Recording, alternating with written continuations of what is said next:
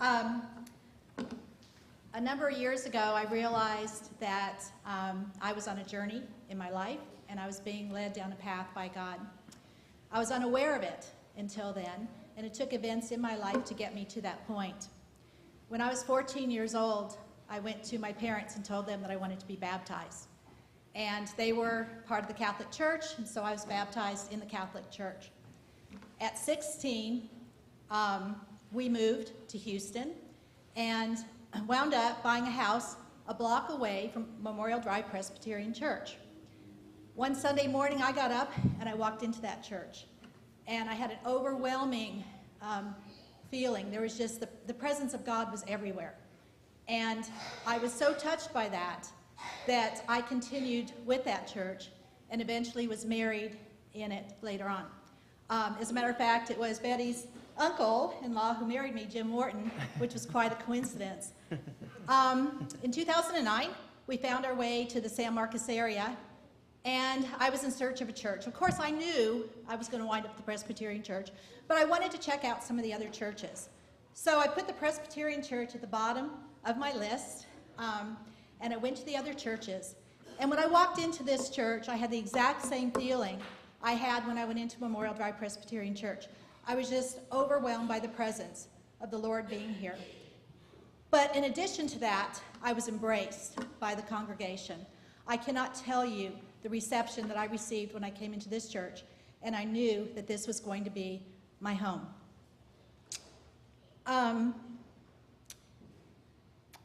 We went through some tough times after that. We lost our pastor. He decided to move to Colorado with his family and start a new church there.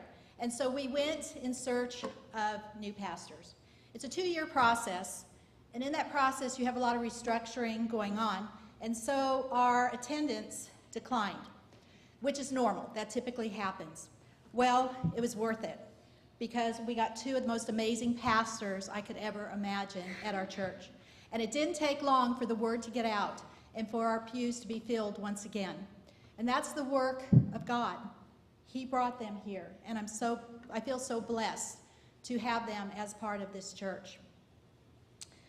The numbers increased, and I was fortunate enough to be able to know, I would say 99% of the congregation at that time. And then we had COVID, and we were shut down for a little while. We lost a few people, but I was completely amazed at how when I returned from COVID, I saw all these new faces. I would say now I know maybe 50% of the congregation, which is good and bad. It's bad because I don't know as many people as I knew before, but it's great because there have been so many new faces in the church. And again, that's an act of God.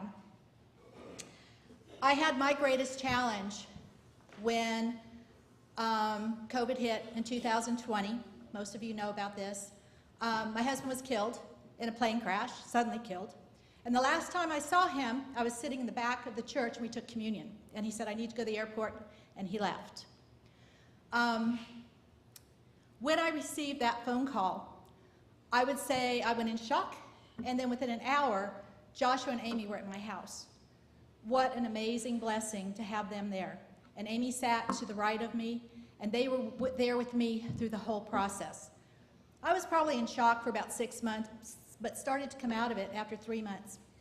And when I woke up one morning, 3 months later, after Gordon's death, and he was an elder in this church as well, I woke up with this feeling, and I discovered that I had all these blessings that I had never really recognized in the past.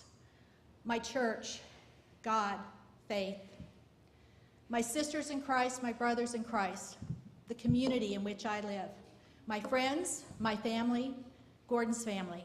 All of these came over me at once, and to this day I focus on that. But more importantly was faith. And I believe that it was these blessings and faith that got me through the past 3 years. There's no way. And there are no coincidences. There have been just too many things that have happened in my life. That day when we moved to Memorial and I stepped into that church, that was God leading me to this church.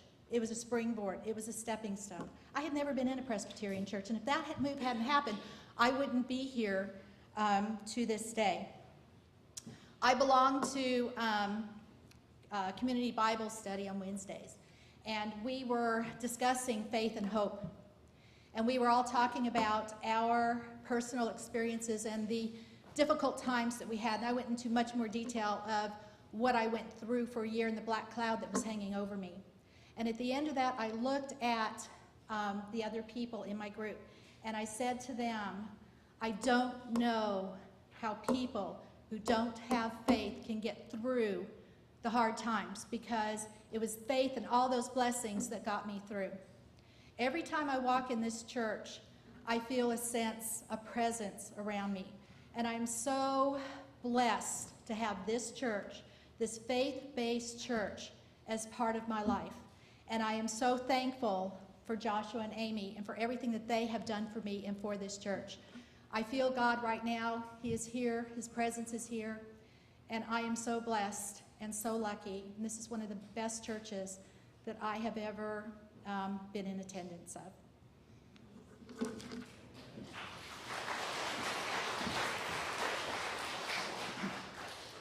Well, I'm going to start a little bit shorter on that.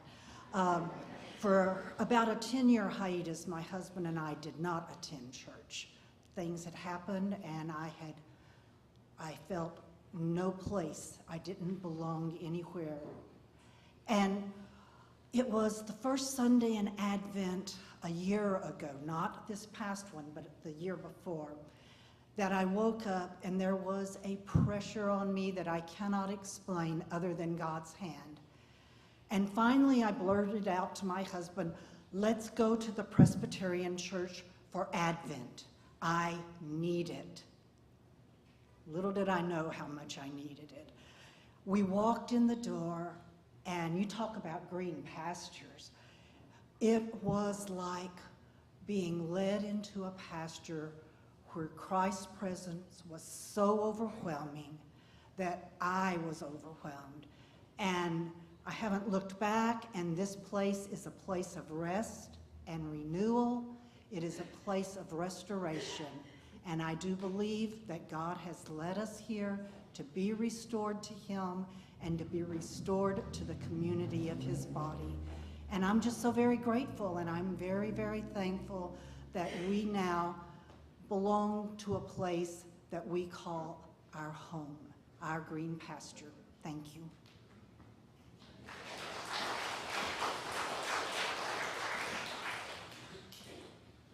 So mine and Dana's journey started at this church up the hill at the preschool. In 2015, one of our friends in our neighborhood told us that there was an opening at PPCP, and we were looking to get Dylan involved and just put him in the preschool on a whim. And little did we know he would find one of his best friends to this day, and we would find some of our best friends to this day.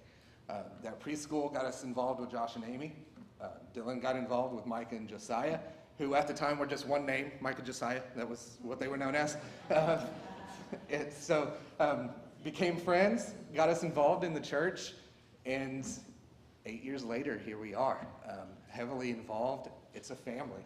That's one of the biggest things. I think that is what keeps us here. I think that is the biggest plus of this church is we are all a family. We look at each other, we treat each other as a family, as one.